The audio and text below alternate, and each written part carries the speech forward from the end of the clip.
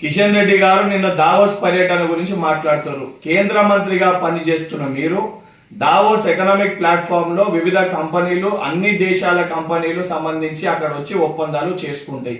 ఆ అవగాహన కనీసం మీకు ఉండాలి. ఎందుకనంటే ఇదే దావోస్ లో ఉత్తరప్రదేశ్కి వెళ్ళి మహారాష్ట్రకు సంబంధించి బీజేపీ పాలిట రాష్ట్రాలు అంటే బీజేపీ ముఖ్యమంత్రులు కూడా దాంట్లో పాల్గొని వాళ్ళు కూడా భారతదేశానికి సంబంధించిన కొన్ని కంపెనీస్ తోటి ఒప్పందాలు చేసుకొని ఆ సంబంధించిన ఇన్వెస్ట్మెంట్స్ ని ఆ రాష్ట్రాలకి తీసుకొని వెళ్ళడం అండ్ ఎంఓయూస్ కూడా సైన్ చేసుకోవడం జరిగింది. మీరు ఏ రకంగా అయితే తెలంగాణ రాష్ట్ర ఎంఓయూస్ పేపర్లకు మటుకే పరిమితం అయితే అని మీరు మాట్లాడుతుండ్రో, అంటే మహారాష్ట్ర దానితో పాటు ఉత్తరప్రదేశ్ ముఖ్యమంత్రులు మీ ఫడ్నవీస్ గారు చేసుకున్న ఎంఓయూస్ కూడా పేపర్లకి మటుకే పరిమితమా? ముందు దానిపైన తెలంగాణ ప్రజలకి మీరు స్పష్టత చెయ్యాలి, స్పష్టత చెప్పాల్సిన బాధ్యత మీ పైన ఉంటది. ఈరోజు బీఆర్ఎస్ పార్టీలకి తొత్తులు లేక బీఆర్ఎస్ పార్టీ నాయకులు మాట్లాడిన దానికి వత్తాసు పలికే విధంగా మీరు కుమ్మక్కై రాజకీయాలు చేస్తున్నారని నిన్న మీ యొక్క ప్రెస్ మీట్ ద్వారా చాలా స్పష్టంగా మీ మాటల్లో తెలంగాణ ప్రజానికానికి కనబడ్డది. అండ్ నేను సూటిగా ఒక విషయాన్ని ప్రశ్నించదలుచుకున్నా.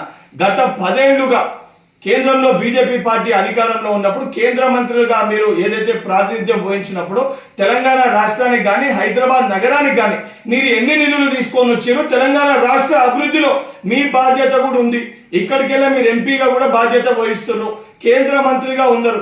మీరు నిధులు తీసుకురాకుండా మీరు అధికారంలో ఉన్న విషయాన్ని మర్చిపోయి ఈరోజు కాంగ్రెస్ పార్టీ గత 10 ఏళ్ల కంటే అత్యధిక ఏదైతే ఇన్వెస్ట్మెంట్స్ ని దావోస్కి వెళ్ళి గౌరవ ముఖ్యమంత్రి రేవంత్ రెడ్డి గారు ఏదైతే ప్రాతినిధ్యం వహించి తీసుకొని వస్తే అటు కేటీఆర్ దాన్ని జీర్ణించుకోలేక మాట్లాడుతుంటే ఆయనకి ఒత్తాసు పలుకుతూ ఆయనకు తొత్తులు లేక ఈరోజు బీజేపీ పార్టీలో ఉన్న మీరు కూడా అదే రకంగా మాట్లాడడం అనేది సరికాదు. నిజంగా మీకు బాధ్యత ఉంటే తెలంగాణ రాష్ట్రానికి తీసుకురావాల్సిన నిధులు తీసుకొని వచ్చి దాని తర్వాత మీరు విమర్శించాలని చెప్పి కిషన్ రెడ్డి గారిని హెచ్చరిస్తున్నా.